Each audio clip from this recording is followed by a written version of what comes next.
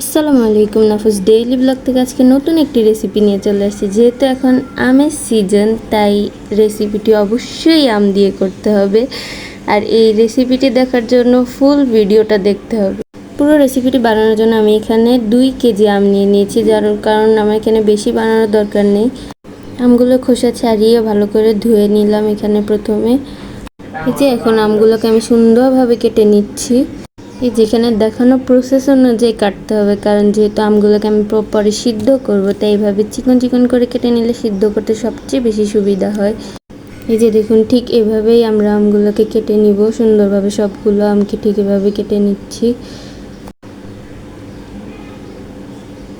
কেটে নেওয়ার পর এখন আমগুলোকে এই যে আমি সিদ্ধ বসিয়ে দিলাম।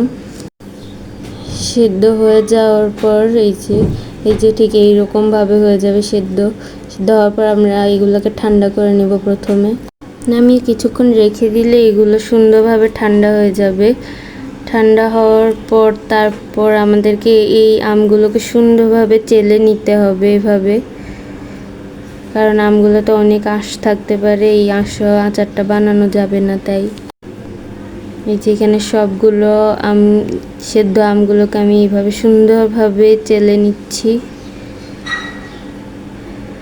যে দেখেন আমরা খুব সুন্দরভাবে সবগুলো আমকে চেলে নিচ্ছি। আপনারা ওইভাবে সবগুলো আমকে ভালোভাবে চেলে নেবেন। এই যে দেখুন, চালার পর একটু আঁশ থাকবে না। এখন এই যে আমরা একটা ফ্রাই প্যান খাঁটি সরিষার তেল দিয়ে তার মধ্যে এই যে 4টা এলাচ এবং তেজপাতা দিয়ে দিলাম।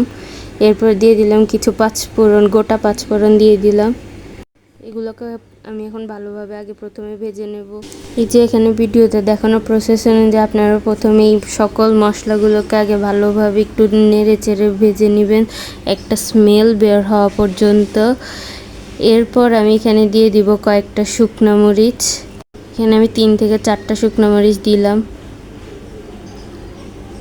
শুকনো মরিচগুলো দেওয়ার পর আমি যেগুলোকে ভালোভাবে ভেজে নিচ্ছিলাম তেলের মধ্যে।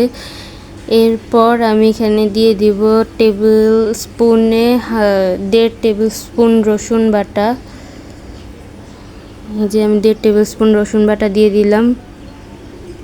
রসুন বাটা দিয়ে যে ভালো করে ভেজে নিচ্ছি।